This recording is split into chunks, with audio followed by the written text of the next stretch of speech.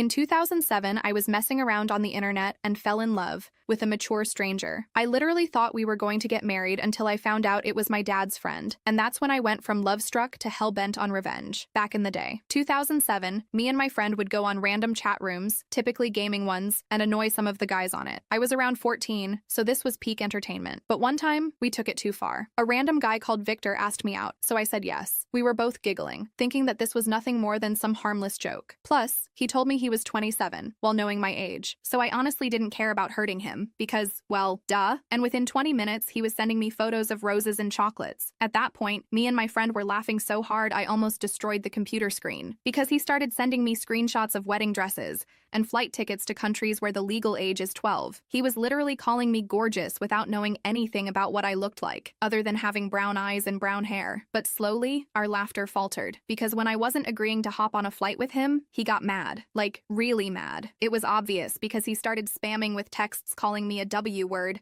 and calling me a fat HE. I know it sounds dumb, but for some reason his texts actually started to hurt. This wave of guilt washed over me. In the midst of his texts, I turned to my friend and she looked at me with a, "You should probably apologize" look in her eyes. And within minutes, I had been manipulated into thinking I owed him. That's how it started. The next 2 years of my life were spent texting this coercive stranger on the internet, and he didn't just find out what I looked like. Number with my IP address. He found my home address, school, parents' names, literally everything. He was insane. Meanwhile, I didn't even know his face or real name. No one even knew about him. I had lied to my friend that I cut him off, and my family just thought I had a secret boyfriend or something. And then texting wasn't enough for him anymore. Through the art of blackmail and making me feel special, he convinced me to stay on call with him all night while we slept. And when I started getting bullied in high school, he was the one that was there for me. He would say all the right things, and somewhere along the way, I fell in love with him. I didn't even want to talk to anyone else. Every Friday, he would send me a surprise package. One time, it was a record player. Another time, it was a collection of all my favorite books. There was no doubt in my mind that he was the love of my life. But when I found out who it was, my life crumbled forever. Because while we were on call, while he was half asleep, he mumbled, "I love you, Emmy." I was instantly filled with disgust. My name was Emily, and there was only one other person who called me that, my dad. Except it didn't make any sense because he barely knew how to send a text. I sat there frozen, my mind racing with possibilities, none of them making any sense. I replayed the audio over and over in my head, trying to convince myself I'd misheard, but I knew what I'd heard. The next day, I couldn't concentrate on anything at school. I kept replaying that moment in my head. Was it possible that my dad had been pretending to be Victor this whole time? The thought made me physically sick. I actually had to excuse myself from class to throw up in the school bathroom. I sat in a stall for almost an hour, trying to make sense of what I'd heard and what it might mean. When I got home, I watched my dad like a hawk, looking for any sign, any slip-up that might confirm my suspicions. He acted completely normal though, complained about his day at work, asked about school, watched his usual TV shows. There was no way he could be that good of an actor, right? Plus, he was technologically inept. This was a man who once called me into his office because he couldn't figure out how to attach a file to an email. The Victor I knew was tech-savvy and smooth, nothing like my bumbling middle-aged dad. I decided to do some investigating on my own. I waited until my parents went to bed, then snuck into their room to check my dad's phone. Nothing suspicious there, just work emails and texts to my mom and his friends. No second phone hidden anywhere either. I checked his drawers, his closet, even under the mattress. Next, I checked the computer history, but it was all normal stuff. Sports websites, news, nothing that would indicate he was living a double life as my online boyfriend. I started to think maybe I'd misheard Victor. Maybe he'd said something else entirely, but deep down, I knew what I'd heard. That night, when Victor called, I was prepared. I had set up my phone to record our conversation. I asked him casual questions about his day, his work, trying to get any information that might confirm or deny my suspicions. He was vague as always, claiming he worked in tech, but never giving specifics. He'd change the subject whenever I pressed for details, smoothly redirecting the conversation back to me and my day. This was a pattern I hadn't fully noticed before, how he always kept the focus on me while revealing almost nothing about himself. Then I took a risk. I asked him if he'd ever been to my hometown. There was a pause, longer than normal. He said he'd passed through once or twice but didn't know it well. I could tell he was lying. There was a hesitation in his voice that hadn't been there before, a slight nervousness that was completely out of character for the always confident Victor. For the first time, I felt like I was getting closer to the truth. The next day was Saturday, and my dad mentioned he was going to meet up with some friends to watch a game. This was my chance. I followed him from a distance, being careful not to be seen. I wore a hoodie pulled down low over my face and kept several people between us as he walked downtown. town. To my surprise, he actually did go to a sports bar downtown. I watched through the window as he greeted several men, all roughly his age. They sat at a large table, ordering beers and watching the game on the big screens. Nothing seemed out of the ordinary, just a group of middle-aged guys enjoying sports and beers on a weekend. I was about to leave, feeling stupid for suspecting my dad, when one of the men caught my eye. He was a bit younger than the others, maybe early 30s, with dark hair. There was something familiar about him, even though I'd never seen Victor. I couldn't explain it, but I felt drawn to watch this particular man. He kept checking his phone nervously. When my dad went to the bathroom, this man immediately leaned over to talk to another guy at the table, a heavy-set bald man with glasses. I couldn't hear what they were saying, but their body language was intense, secretive. They stopped talking the moment my dad returned, transitioning seamlessly back to casual sports conversation. It seemed oddly practiced, like they were used to having secret discussions when my dad wasn't around. I took a quick photo with my phone and left before anyone noticed me. That night, when Victor called, I asked him to describe himself to me. I played it off as romantic curiosity, saying I wanted to picture him better in my mind. He hesitated, then gave a description that could fit millions of men. Average height, dark hair, athletic build, nothing distinctive. But his voice, there was something about it that suddenly reminded me of the dark-haired man at the bar. I couldn't be sure, but my gut was telling me there was a connection. Something in the cadence of his speech, the way he emphasized certain words. It matched my memory of seeing the dark-haired man talking animatedly to his friend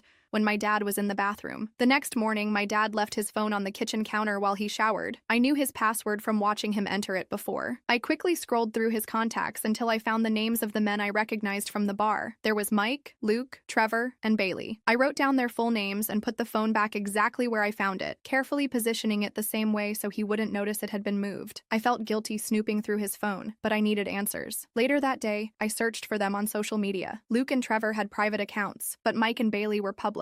Mike's profile showed a typical middle-aged guy. Family photos, fishing trips, nothing unusual. Scrolling through Bailey's photos, my heart nearly stopped. There he was, the dark-haired man from the bar. According to his profile, his name was Bailey Wilson, and he worked as an IT consultant. That checked out with Victor's claim of working in tech. His profile showed him at various tech conferences and networking events, often with a drink in hand, looking confident and charismatic, exactly how I'd imagined Victor would be. But the real shocker came when I saw a comment my dad had left on one of his photos from 3 years ago. "Thanks for setting up my new computer. Couldn't have done it without you." That's when it clicked. My dad wasn't Victor. Bailey was. And somehow, my dad knew him well enough to have him over to our house years ago. I scrolled frantically through more photos, finding several of Bailey and my dad together at various events, poker nights, football games, even a fishing trip. They weren't just casual acquaintances. They were good friends. The pieces were starting to come together, but I still didn't understand why Bailey would target me specifically, or how he knew to call me Emmy, my dad's special nickname for me. I decided to dig deeper into my dad's relationship with these men. I checked his email next time he left his computer unlocked. Searching for Bailey's name brought up dozens of results going back years. They were clearly friends, but the emails were mostly about normal stuff. Sports, getting together for drinks, occasional tech help. Nothing sinister stood out. They referenced inside jokes I didn't understand, and made plans for regular poker nights. I was about to give up when I noticed my dad had a password-protected folder on his desktop labeled simply B Files. It took me days of careful observation to finally catch him entering the password.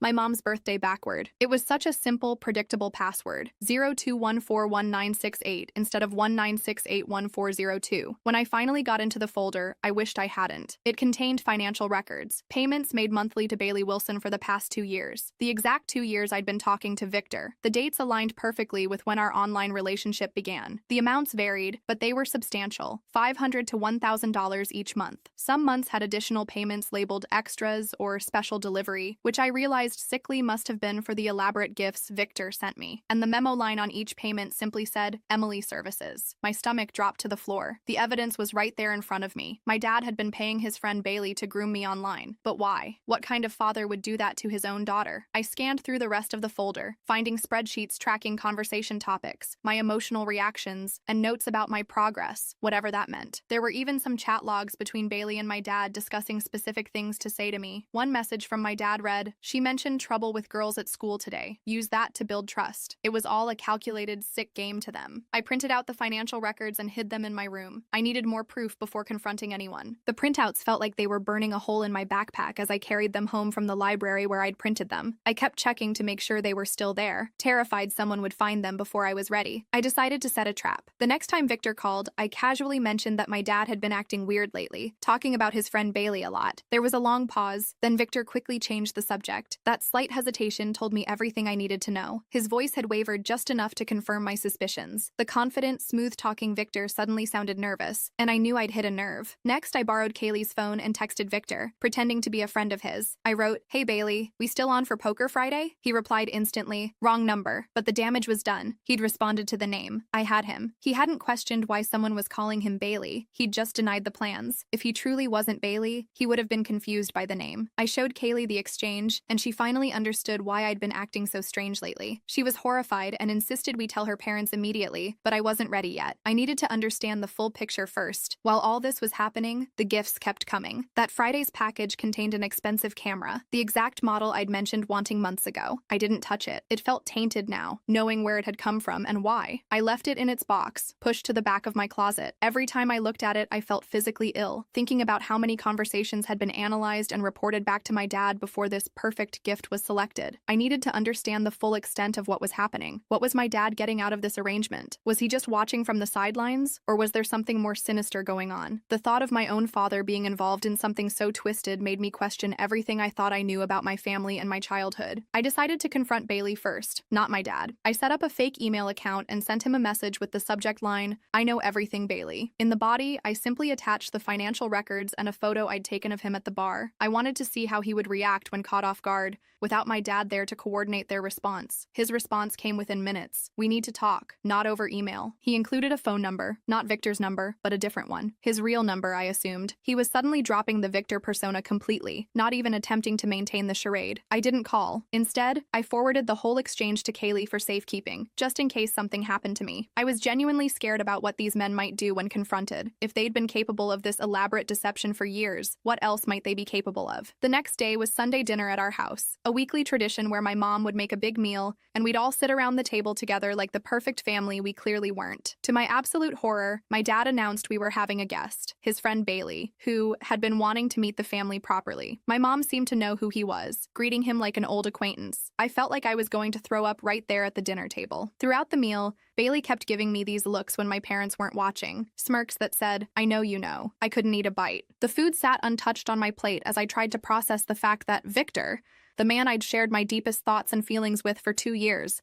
was sitting across from me at my family dinner table, making small talk with my mom about her garden. After dinner, Bailey offered to help me with a computer problem I'd supposedly mentioned to my dad. Before I could object, my dad was ushering us both to my room, saying he was glad Bailey could help since he wasn't good with technology. The irony of this statement, given what I now knew, made me want to scream. My dad, the man who pretended to be technologically inept while orchestrating this entire situation, was now pushing me into a room alone with my predator under the guise of getting tech help. Once my bedroom door was closed, Bailey's demeanor changed completely. "So, Emily, or should I say, sweetie, how much do you think you know?" he asked in a voice that was undeniably Victor's. I backed away toward my window. "I know my dad's been paying you. I know you've been pretending to be someone else. I know about the Emily services," I said, trying to keep my voice from shaking. Bailey laughed, a cold sound nothing like Victor's warm chuckle. "Your dad has some interesting tastes, Emily. He likes to watch. Did you know that? Every call, every text he gets to see. It was his idea, actually. Said he wanted to keep you safe from real predators by creating a controlled environment with someone he trusted." I felt physically ill. "That's not protection, that's abuse," I managed to say. Bailey shrugged. "Call it what you want. The arrangement works for everyone. I get paid, your dad gets his kicks, and you get attention from someone who actually cares about your boring teenage life. Win-win-win." In that moment, I hated him more than I'd ever hated anyone, but I kept my cool. "What do you think would happen if my mom found out? Or the police?" His smile faltered for a second. "Nobody would believe you. And if you tried anything, well, I have 2 years of inappropriate conversations with a minor saved. Who do you think gets in trouble there? Plus, your dad would just say you're making it all up for attention." He had a point, but he'd made one critical mistake, underestimating how much evidence I'd gathered. "Bailey, I've been recording this entire conversation," I lied, reaching for my phone. "And I have the financial records. And Kaylee knows everything too." That hit home. His face darkened. "You stupid little—" He lunged toward me, but I was ready. I ducked past him and ran out of my room, straight to the living room where my parents were watching TV. "Emily, what's wrong?" my mom asked, seeing my face. I was breathing hard, tears streaming down my cheeks, but I couldn't form words. The reality of what was happening, that my own father had orchestrated my my online grooming was too overwhelming to articulate. Before I could speak, Bailey appeared, perfectly composed again. "Computer issues are fixed, John," he said to my dad. "Emily's all set now." The way my dad nodded, not even questioning why I looked terrified, confirmed everything. He knew. He'd always known. I couldn't confront them right then. It wasn't safe. Instead, I mumbled something about homework and went back to my room, locking the door behind me. That night, I didn't answer when Victor called. Instead, I packed a bag with essentials and the evidence I'd gathered. I took only what I needed: clothes, toiletries, my school backpack, and the folder with all the printouts. I left behind all the gifts Victor had given me over the years. They weren't gifts, they were payment for my exploitation. Early the next morning, I snuck out and went straight to Kaylee's house. Her parents were confused, but let me in when they saw how upset I was. I told Kaylee everything, showing her the proof. She was horrified. Her mom, a social worker, overheard parts of our conversation and asked me to explain what was going on. I was terrified to talk to an adult about it, afraid they wouldn't believe me or would somehow blame me. But Kaylee's mom sat patiently, listening to the whole story without judgment. After hearing the whole story, she immediately called the police. The next few weeks were a blur of police interviews, court appearances, and social services meetings. They took my phone and computer as evidence, interviewed my teachers, and even spoke to some of my online friends to corroborate details of my story. Bailey was arrested first, my dad shortly after. My mom collapsed when she learned the truth, swearing she had no idea what had been happening. I believed her. The betrayal in her eyes couldn't be faked. She alternated between hysterical crying and stunned silence, unable to process how the man she'd been married to for 17 years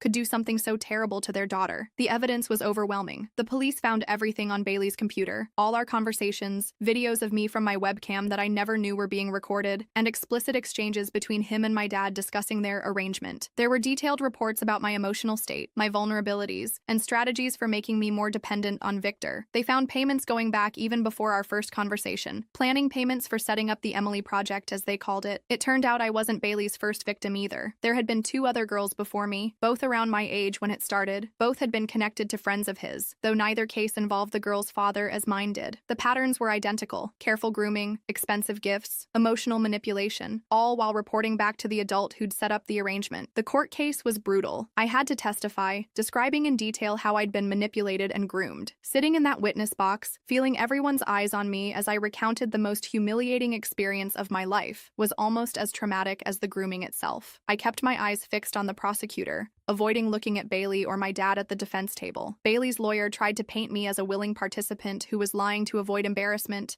but the evidence spoke for itself. The financial records, the conversation logs, the detailed reports, it all pointed to a calculated effort to exploit a minor. My dad refused to look at me throughout the entire trial. When it was his turn to testify, he claimed he was trying to protect me by monitoring my online activities through someone he trusted. He said he'd discovered I was already talking to older men online, a complete lie, and decided to create a safe alternative where he could oversee the interactions. The judge didn't buy it. His explanation fell apart under cross-examination, especially when confronted with messages where he specifically instructed Bailey on how to manipulate my emotions. The jury deliberated for less than 4 hours before returning guilty verdicts for both of them. Bailey got 15 years for multiple counts of child exploitation and grooming. My dad got 12 years as an accessory and for child endangerment. There were also charges related to the production of child exploitation material, since they had recorded and stored videos from my webcam without my knowledge. The sentence announcements should have made me feel better, but they didn't. My life as I knew it was over. My mom and I couldn't stay in our house. Too many memories, too many neighbors who knew what had happened. We sold most of our belongings in a hurried estate sale and moved across the state to live with my grandmother. I had to change schools right in the middle of high school, leaving behind the few friends I had. I switched from a school where I'd known most kids since elementary to being the new girl with the mysterious past. The story followed me, though. Someone always seemed to find out, and the whispers would start all over again. That's the girl whose dad paid someone to be her online boyfriend. I heard she was sending nudes to older men. The rumors were always worse than the reality, but the reality was bad enough. Therapy helped, but some wounds don't heal completely. I was diagnosed with PTSD, anxiety, and depression. I had nightmares where Bailey and my dad were chasing me through endless chat rooms, their faces morphing together until I couldn't tell them apart. I developed trust issues that affected every relationship I tried to form. How do you learn to trust anyone when your own father orchestrated your exploitation? My mom fell into a deep depression, blaming herself for not seeing the signs. She started drinking heavily, losing jobs because she couldn't keep it together. She'd alternate between smothering me with attention,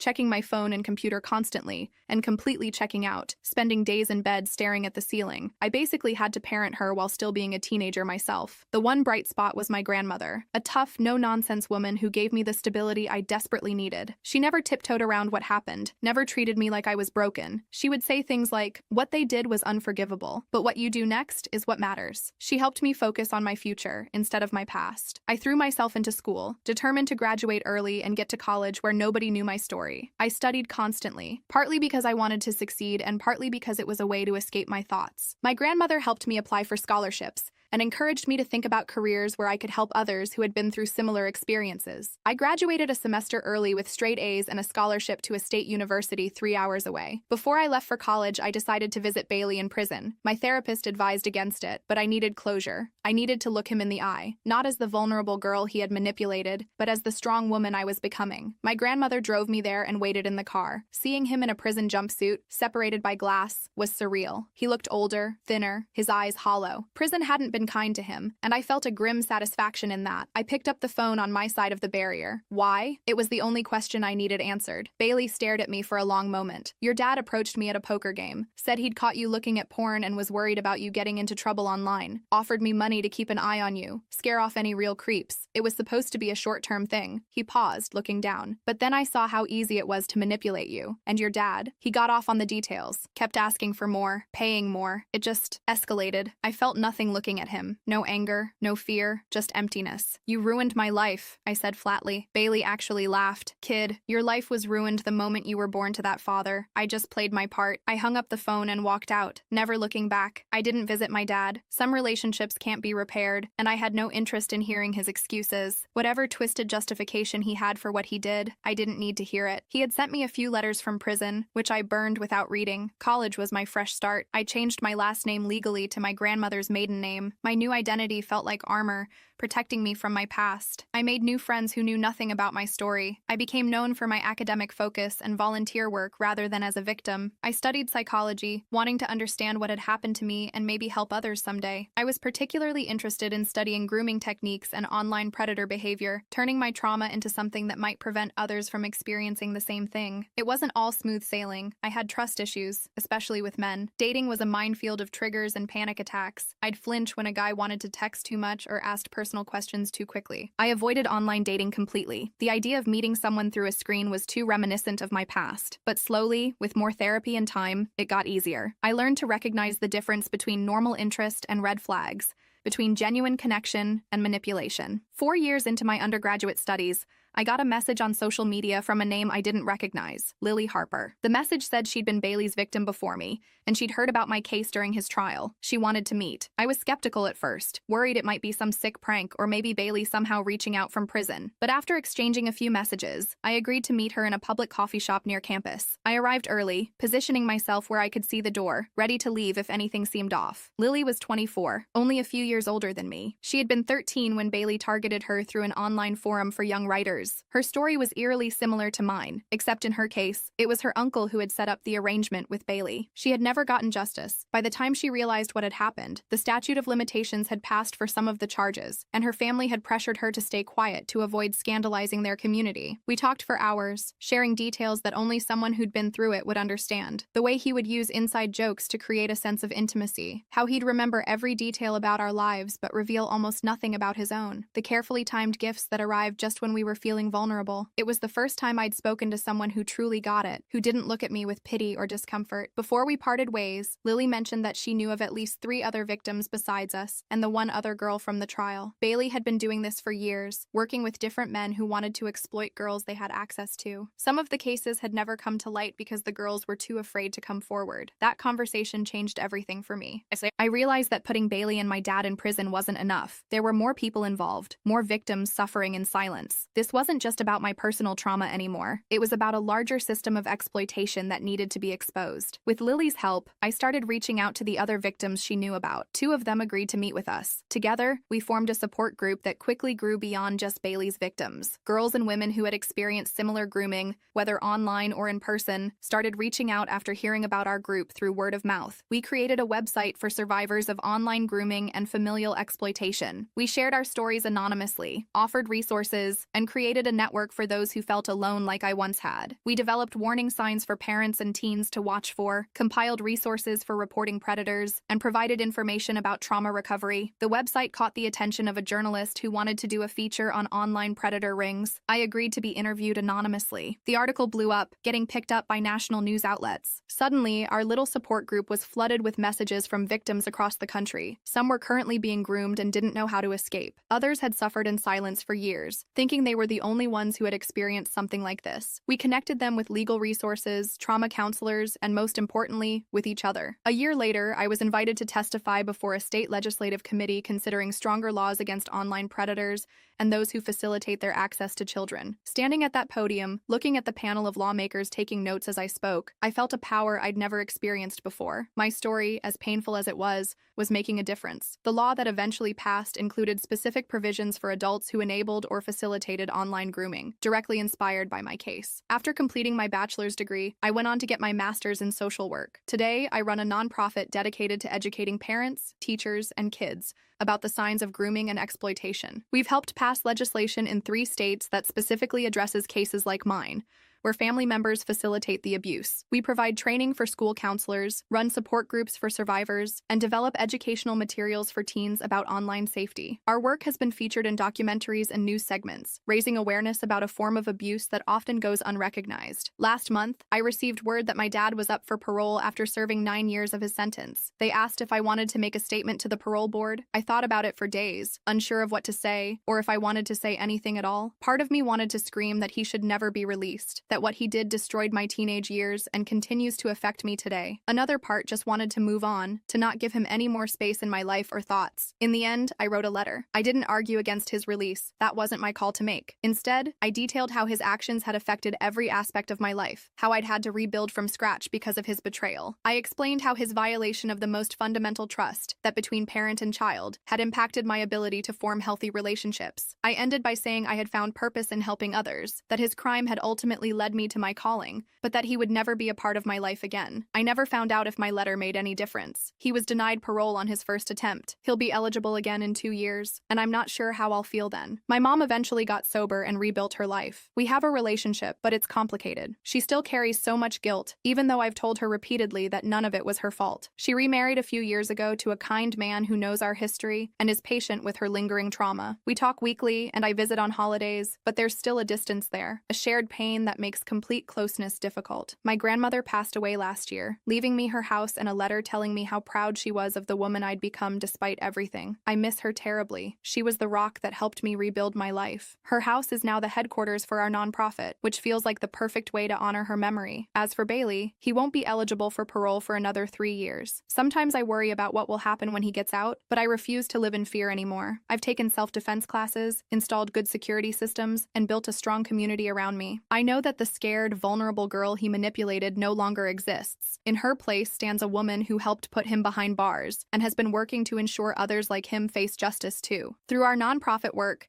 we've managed to identify and help build cases against 2 other men who were working with Bailey in the same way my dad was. One was convicted last year and sentenced to 10 years. The other case is still pending. Each conviction feels like a small victory in a much larger war against predators who exploit children's trust and innocence. Looking back on that stupid day in 2007 when Kaylee and I thought it would be funny to mess with guys in chat rooms, I wish I could warn my younger self about what was coming. I wish I could tell her to be more careful, to tell a trusted adult when a grown man shows interest in a teenage girl, to recognize the red flags that seem so obvious to me now. But then I think about all the girls our organization has helped, all the predators we've helped put away, and I wonder if things happened the way they needed to. I'm 28 now, the same age Bailey was when he started grooming me. I have a fiance who knows my whole story and loves me anyway. We met in a survivor advocacy group where he volunteered. His younger sister had a similar experience to mine. He understood understands my triggers, respects my boundaries, and never makes me feel broken for having them. We're planning to adopt someday. There are too many kids out there who need safe homes, and we both feel strongly about providing the security and support that many of us didn't have growing up. Sometimes I still get messages from people who remember my case, usually just offering support or sharing their own stories. But last week, I got a different kind of message. It was from Bailey's son, now 19 years old. He wanted me to know that he'd disowned his father after learning what he'd done, that he was sorry for the pain his family had caused. He asked if we could meet sometime. I haven't decided yet if I'll say yes. Part of me wants to close that chapter completely, but another part wonders if meeting him might help us both heal. What I do know is that I'm no longer defined by what happened to me. I'm defined by what I've done with it. For any other survivors reading this, know that your story doesn't end with the trauma. It's just one chapter in a much longer book that you get to write. And if you're a kid reading this, please be careful online. Not everyone is who they claim to be, and sometimes the people who should protect you are the ones you need protection from. Trust your instincts, save evidence, and tell someone, a teacher, a friend's parent, anyone, if something doesn't feel right. I didn't realize I had options back then, but you do. As for me, I'm still writing my story. Every day I choose not to be a victim but an advocate. Every person we help, every law we change, every predator we stop, that's my revenge. And it's so much more satisfying than I ever could have imagined.